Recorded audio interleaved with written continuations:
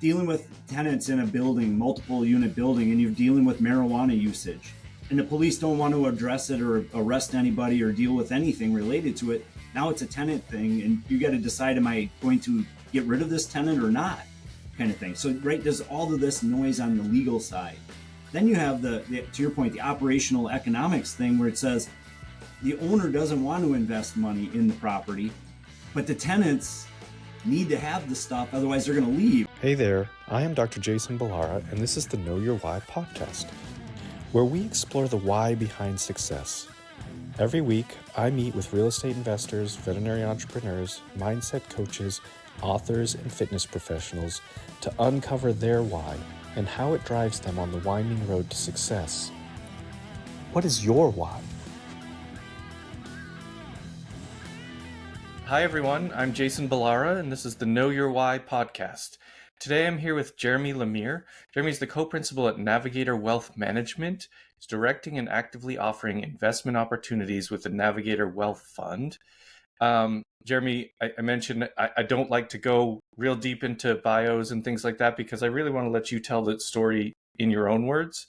But first, I just want to say thank you. Thanks for coming on the show. We unfortunately started with some technical difficulties that we were able to work through. So I really do appreciate the time and appreciate you being here.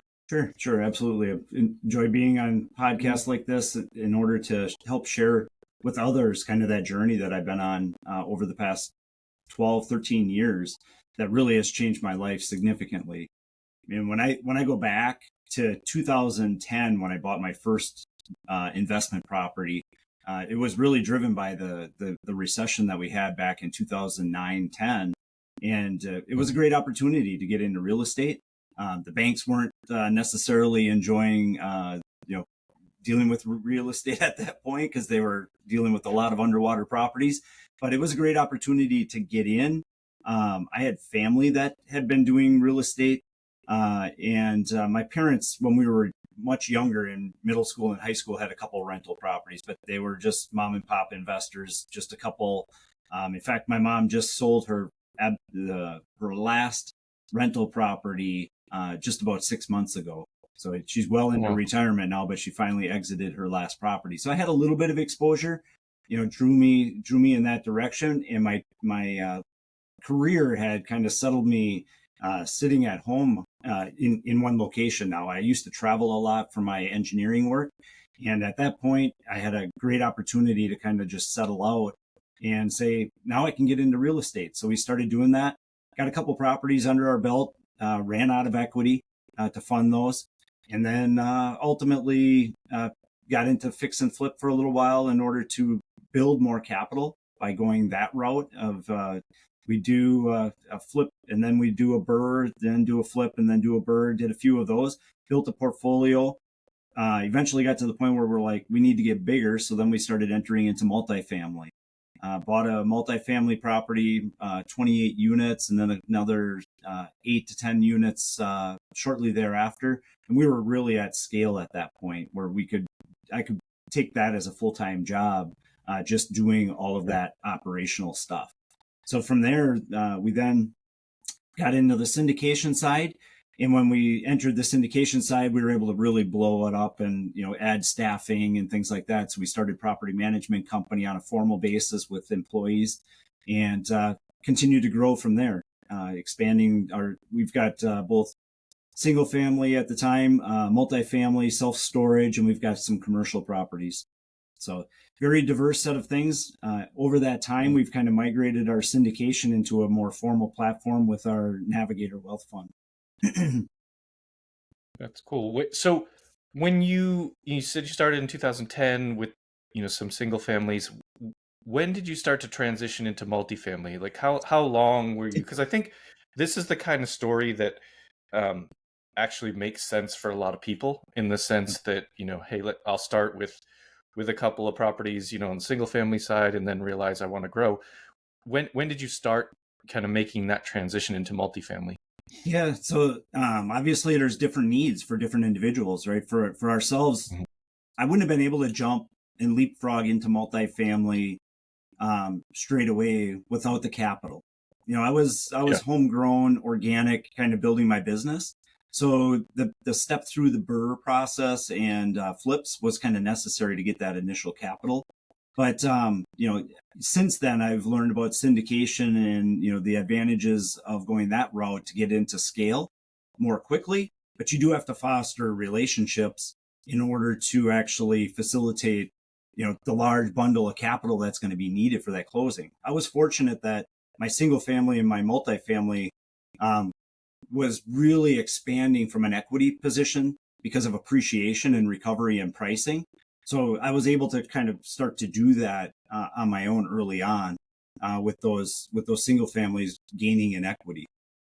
That gave me the first multifamily, but though small in reality at 28 units, but it was a foundation to give me the experience and confidence and teach me the skills needed to operate larger operations. And I'm not going to lie, there's a lot of folks out there that this may not be cut out for them, and having that small scale experience first may be the appropriate thing. There's always going to be challenges. It's a business. There's to a certain degree, it's a job if you're engaged fully in it. But you need to understand whether you're going to like to do this before you get to really big operations. And we figured out that we knew how to deal with it. We could stomach all the ups and downs of the things that happen and learn the processes that the industry uses to address those situations. And at that point, we were ready to scale, right? So then going to syndication or something, jumping in a bigger from a bigger standpoint was appropriate. Yeah. So the first multifamily that you got was not through syndication. It was correct. Sort of bought your own, and yep. And I think it makes a lot of sense to do that. I also think you made the point of maybe it's not for everybody, and I think you could almost argue that a 28 unit might be harder in terms of management than say like a 200 or 300 unit apartment complex, because the availability of third-party property management, or I guess in your case you created your own property management, but the reality in the beginning is you're very likely going to be doing a lot of kind of hands-on management with something, whether it's single family, a couple single family, or the that 28 unit. Were you very actively involved in the management of that, or did you get a manager off the bat? How did you kind of approach that? Yeah, so interestingly enough, I bought it from a smaller regional operator, and they actually had a property manager that they were using, a part-time property manager, because it's not a large asset and it's in a smaller community. And it turns out that the fundamental problem with the operation of the business, because it was only 85% occupied, but we couldn't figure out when all of the other properties, I'll call it the larger apartment complex properties in the area, were all fully occupied, why this one was only partially occupied. And it turned out that the part-time property manager was the problem, right? They were showing, they were doing showings for the units when it fit their schedule, not necessarily the tenants. They were placing the property manager had another job, and a lot of the tenants were coming from referrals from that other job, and they were not the best qualified tenants for it. So you had payment problems related to those individuals. So it just compounded the operational issues that they were experiencing. So we ended up actually migrating off of that property manager, and it became effectively a 97, 98% occupied property, which made for huge gains in the revenue side. Which definitely made this thing beat our expectations, relatively quickly. So, yes, I agree that is true, that you can bring in property management and scale very quickly because you have, the property management companies have an appetite to take on your asset. The flip side of that is you still have to manage your manager. And if you don't know how to manage a multifamily property and do asset management of real estate, because you're just getting into real estate as a whole, this whole thing about when to do replacements for HVAC units and roofs and how to defer the maintenance the right way and things like that. Those are all skills that are from within the industry. So you either need advisors, you need some board, I'll call it, of sounding board that you can go to in order to properly get yourself up to speed. Because like any other business, you grow up in the industry, you have a certain level of experience. If you're going to just flat out jump into a new industry, you better have very sound experience in order to do that in business overall, so that you can adapt to the specifics of that industry while maintaining business mindset. And sometimes those can be gained fairly quickly. Obviously, the smaller operation makes it a manageable learning experience. Jumping in really big, if you've got some of those skills that you're bringing from other occupational activities, great, you will adapt. There's no doubt about it. But people just have to do the strengths and weaknesses and figure out where and when is the right way to enter into this new industry. Yeah, no, those are some great points. I think whether you're managing it yourself or you have, on-site property management that you're sort of paying, you are still managing it yourself. You've just got, kind of someone who is that middleman, and you need to know how to steer them. And it's not something where you can just, okay, go do your thing. Maybe Yep. maybe there are some property management companies that will just, perform phenomenally, and you won't have to worry about it too much. But I think at the end of the day, nobody's going to care about your asset as much as you do. And so on those, I even hate to refer to 28 units as small, because, for some people that would be a huge leap.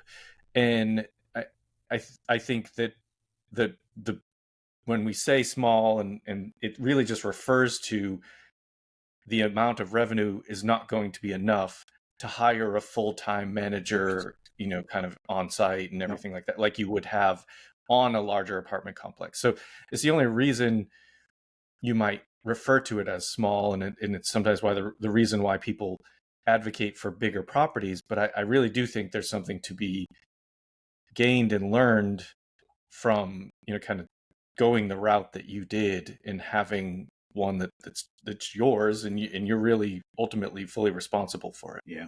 I think it's really interesting that, that there's a transitional question of how you want to migrate your, from your current career into where you want to get to long-term, ultimately retirement. Right. And the reality of somewhere around that 50 unit in scale is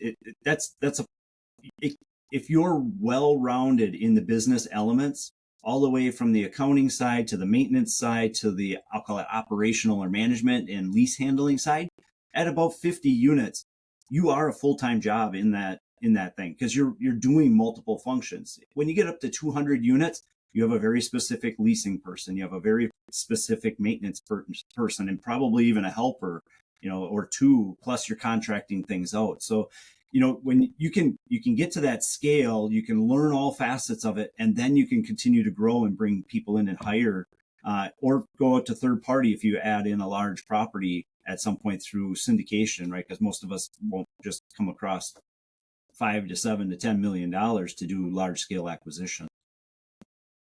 Yeah, exactly. When did you created your own, formal property management company? When did that come into play? Like, when did you decide, hey, we're gonna do this instead of, hiring third party? I know you were doing some on your own on the smaller assets, but kind of how did that transition happen for you? Yeah, so in my market, I'm up in northeast Wisconsin, and in my market, we don't have any really large property management companies that were well established, especially back at that point. We have a lot more property management companies because of the change in the investor base around here over the last 10 years. But when we started, it was a common complaint about the property management company, which is why we had so many actually start up over time. And because of that, I was at about 16 to 18 units when we bought the 28 units. We had a lot of single family and duplex properties, easily managed. They're, kind of high B class properties, some of them even A duplexes. And so the management wasn't very intense, but we were buying effectively a C class multifamily property. And we knew that, one, the scale was going to change, and that the tenant base would be different than what it was before, because you have to cut the grass. In duplexes, the tenants take care of all of that stuff. There was a lot less maintenance and routine activity, no common area really. And when that happened, I adapted and integrated into my operations Appfolio. And when I went to Appfolio, I actually got done, and I was doing less paperwork management with Appfolio than what I was when I was doing 18 units, doing it all by printing leases out of Microsoft Word and having to make the changes manually because I didn't have the technology to do form filling directly from the data set that was, in the management software. So that made tremendous efficiencies available to me and forced me into more rigid processes through the move-in, the application, the move-in process, and all of that stuff became very standardized and streamlined and kind of forced that workflow.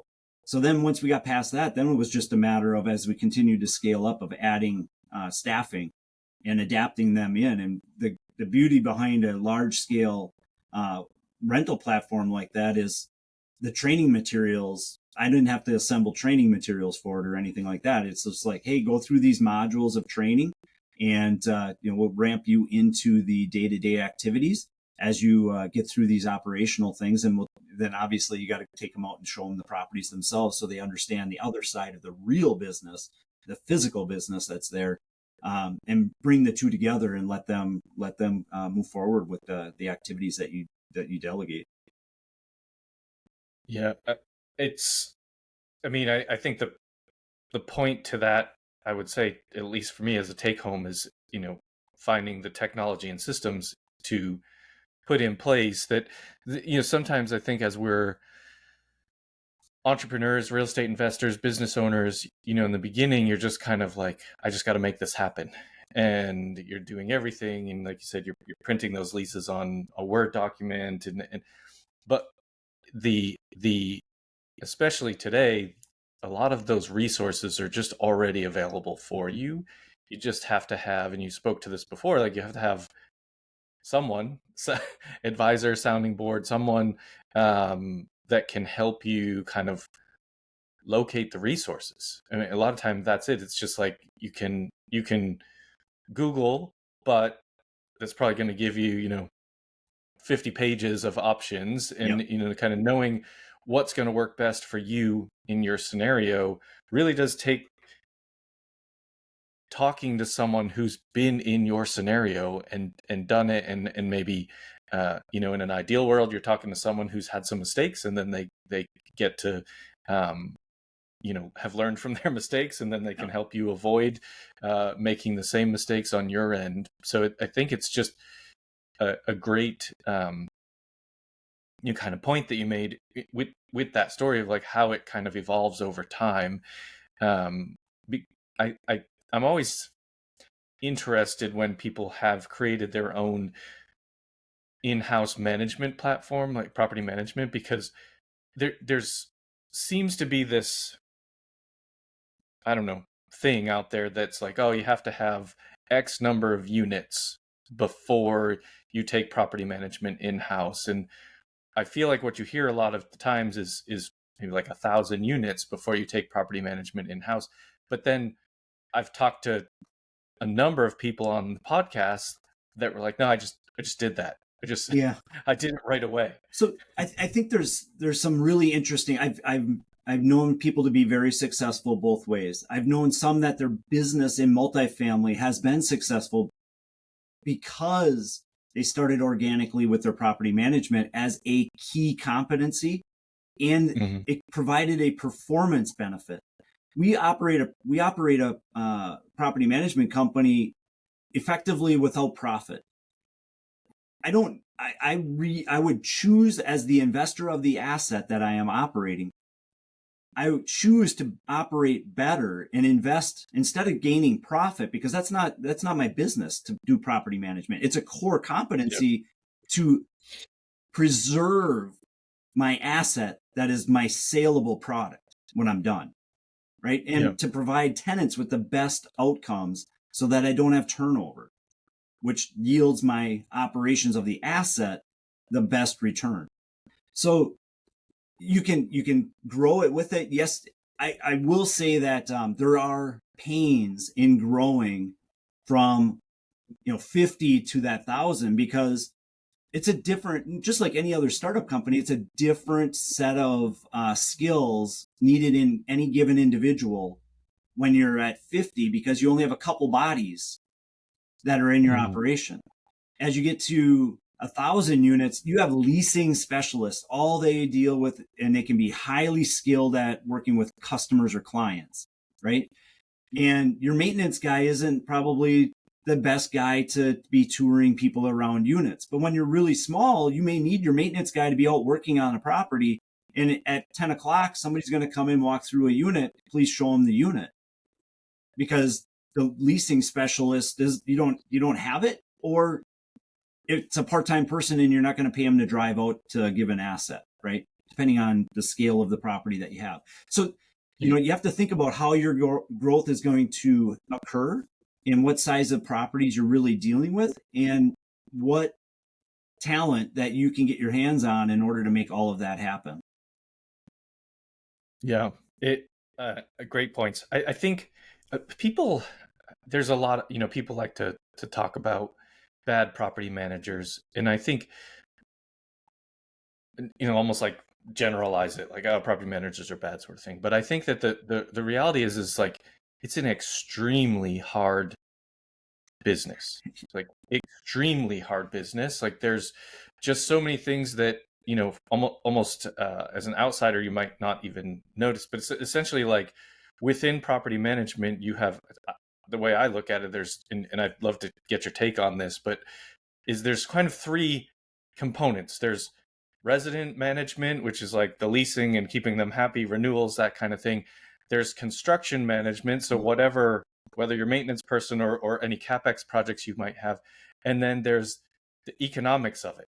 And so you have, and they all have to tie together, and it's like, probably nobody's really good at every one of those things, and it's figuring out how to put it all together.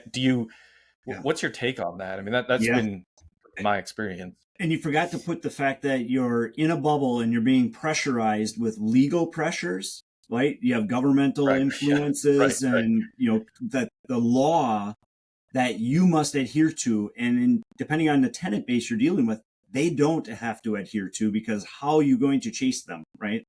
I mean, some of our biggest challenges are dealing with things that are illegal but will not be enforced, whether it's by law enforcement or even by the courts.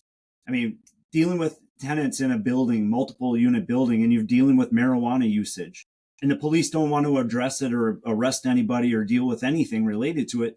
Now it's a tenant thing, and you got to decide, am I going to get rid of this tenant or not, kind of thing. So, right, there's all of this noise on the legal side. Then you have to your point, the operational economics thing, where it says the owner doesn't want to invest money in the property, but the tenants need to have the stuff, otherwise they're going to leave. And I get into this vicious spiral, right? And you got to manage all of that stuff, and then try to talk, whether you have the right clients in your portfolio. If you're an independent property manager, that you're dealing with that. If you own the assets and you're doing your own property management, you're fighting yourself. You have to make either a short-term or a long-term decision. And you need to recognize that, because you're either going to hurt yourself long-term to deal with the short-term situations, or you have a long-term strategy and you base your principles on that, and you make sure that you're prepared to invest for the long haul. Because in the end, you're holding an asset ideally for 10 plus years, not 5 years as a syndicator. Right. Yeah. And that's a great point too, is just, kind of looking at your time frame has a lot, like whatever your hold time is planned. I mean, that's going to have a lot to do with your business plan and how you manage all of those components. And I mean, you brought up the legal side of things and what gets enforced, because it's, I mean,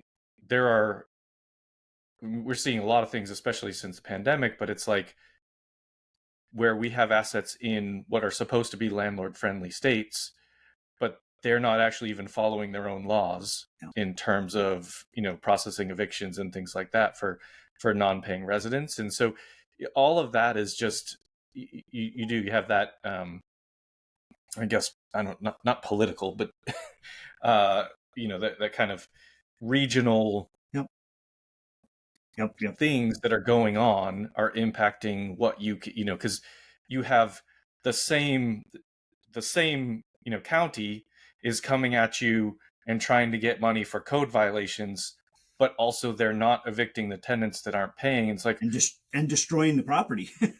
right, yeah, and it's I mean, it's a sad cycle that it's like, I don't they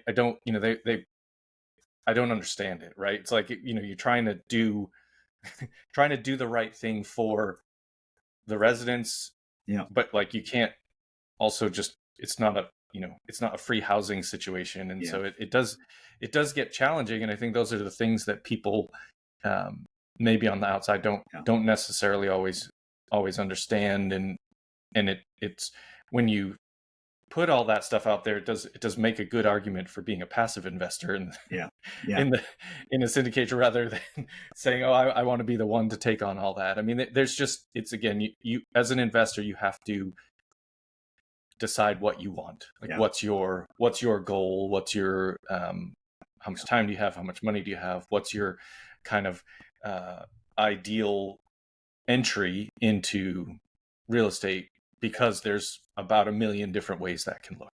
Yeah, and I think that people have to reflect on larger, longer cycle realities. And what I mean by that is, we think about real estate cycles kind of being 5 to 7 years with the recessions and things like that.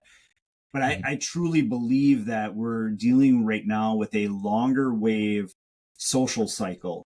And that whole thing, we created all of these laws where we tighten things up on operations of landlord law kind of thing over decades. We have a social structure that is adjusting with drug issues and things like that, and longer ranging skill set and economic situations that are actually creating havoc. And with the landlords being hand tied with the legal requirements of a more rigid societal position, and in reality, we're morphing a little bit more wildly than what we have over the last 2 to 3 decades. Meaning that we're going a little bit back to the Wild West. We have a tenant base that's, we have millions and millions of immigrants into this country that don't know how to treat property like we have buildings in this country. And it's going to create challenges for operations. In some cases, they can't afford the housing that may be necessary. If you go back 100 years and look at what people lived in from a rental standpoint until they refine themselves, if you will, in through a multi-generational assimilation into the U.S., into what we are today, these folks all need to be brought into that kind of adjustment. And in the process of doing that, there's pains around the perimeter in order to get there. And it's not just in our industry, it's in a lot of other industries. We, for probably 50 plus years, said English was the easy and only language. And, we went through this gyration where we have several other languages. In some cases, it depends on the community you're in. But as a landlord, you're facing that issue within your markets. And you may have to have special talent in your property management side in order to address that for the foreseeable future. Yeah. Yeah. I mean, overall, it's a very, very heavily people-driven business, right? It's literally all about the people, the residents, you think it's about the building. Like, you think it's about the building or the land that the building sits on, but it's not. It's really about the people. And it's both the people that live there, the residents, your potential applicants. It's about your management team, whether that's in-house or, third-party management. It's very much people driven, and it's, in a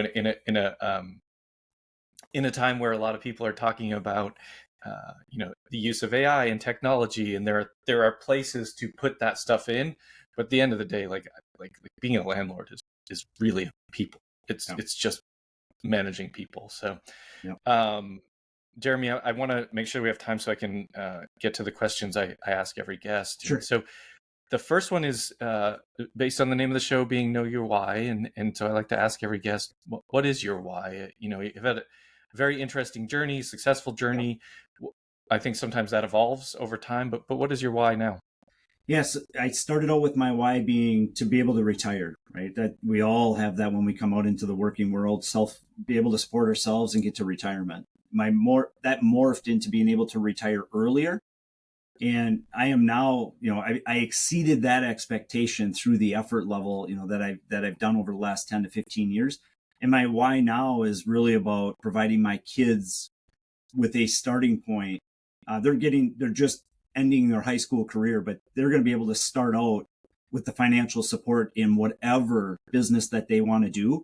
Then on day one, they'll have 30 to 40 years to multiply their opportunity, where I had to organically scrape it together and build that foundation. So my why now is to provide the opportunities for them that took me 30 years to get to. Yeah, I did a whole thing on thinking about, investing in the long term and not just myself, my own lifetime, like actually what that looks like for Mm-hmm. my kids and like what you can do for, even having a, smallish amount invested for them early in their lives. Like if it's doubling every 5 to 7 years, Yeah. they've got a lot of 5 to 7 year time frame over their lives. So you could, fairly easily set them up quite nicely. And of course you need to educate them. Yep. So it's, so Yep. it's not just a pot of gold sitting there waiting for it. They're going to need to know how to continue that process forward. But it's looking at investment as like not my lifetime, but my young children's lifetime is generational wealth. Tremendous. Yeah. Tell us something about yourself that isn't common knowledge, special skill or hobby or anything you want to share with the audience to let them know you a little better. Yeah, I actually, I'm a very operational and agrarian oriented person. So for me, I look forward to getting back to, and yesterday I was out in the garden kind of thing. So for me, it's like being able to make your own beer and wine and have your own garden and produce that stuff. That is very core to my upbringing from an agricultural standpoint. So I really enjoy doing that stuff. This real estate stuff has been way more profitable, so it's taken me away from that, and I look forward to getting back to that as we kind of get closure on some of our operations stuff and kind of hand it off and move into a much more passive version of real estate investing. Yeah, that's the goal. Get it? It's pretty active endeavor when you start out, but with Yep. the idea of kind of getting to the point where you can really step back and have all the people and processes in place that you're just more of a you become that sounding board, you become that advisor for the team. So when people hear this and they want to reach out to you, what's the best way? Sure. It's simply my first name at last name. So Jeremy@lemere.com is the easiest email to get in touch with me directly. NAVWF.com, Navigator Wealth Fund, is where we operate our fund for various different investment type strategies, whether it's hard money lending, fix and flip type stuff there, or we're talking about build to rent type things and self-storage. All of that stuff we invest through Navigator Wealth Fund, NAVWF.com. Awesome. We'll get that stuff in the show notes. My last question for you, Jeremy, what advice would you give to someone who they want to get started in real estate? They hear, kind of hear this conversation, they hear, how well things have worked for you. What would you tell them to kind of take as some initial steps? Yeah, usually fear is the limiting situation, right? We're afraid of something and we can't figure out a path. And I've found that I still support the local RIAs from the standpoint of participating and giving people insight into the direction and the opportunity that's out there. So get involved with a local RIA, find those individuals that are successful. Many people will drop off and not attend any longer in the meetings, but they're not taking action on the real things that will help them move forward. if you only take 10% of the knowledge that is there of successful folks, you will make progress and you'll start that ramp up curve towards that personal wealth goal that you may have, might be 10 years down the road. It could be 30 years down the road. But if you don't start doing something by engaging at whatever scale it is, whether it's a single family house or more, whatever is comfortable so you can sleep at night, because that's always important. That's probably the most important thing, that you can still go to bed, sleep at night, and wake up the next morning to see another day. If you can accomplish those things, you will be successful. Yeah, no, it's a great point. I think the feeling a lot of times is you either have to take all of the, you have to do everything, like kind of jump in with everything or I'm just going to do nothing. And, like you said, like being there is already like only 10% of the people are going to come to these things consistently, or 10% of people are going to put in work. So it's not as hard to, I think, set yourself apart as maybe it looks, kind of when you take it all in, but just doing something is such a great place to start and just get going. I always say, what are these other people doing that they are able to do it and I'm not, right? When you really start checking the boxes, you can do it. You just have to take action and execute and learn from those individuals and ask questions. Yeah, absolutely agree. Well, this was great, Jeremy. Thank you for coming on the show today. I think people are going to get a ton of value here from everything that you shared. So thank you very much. My pleasure. Always fun. Thanks, Jason. And folks listening, make sure you connect with Jeremy, and please like, rate, and review the show so we can get more great guests. Thank you all for listening. I really appreciate it. Hey there, I am Dr. Jason Balara, and this is the Know Your Why podcast, where we explore the why behind success. Every week, I meet with real estate investors, veterinary entrepreneurs, mindset coaches, authors, and fitness professionals to uncover their why and how it drives them on the winding road to success. What is your why?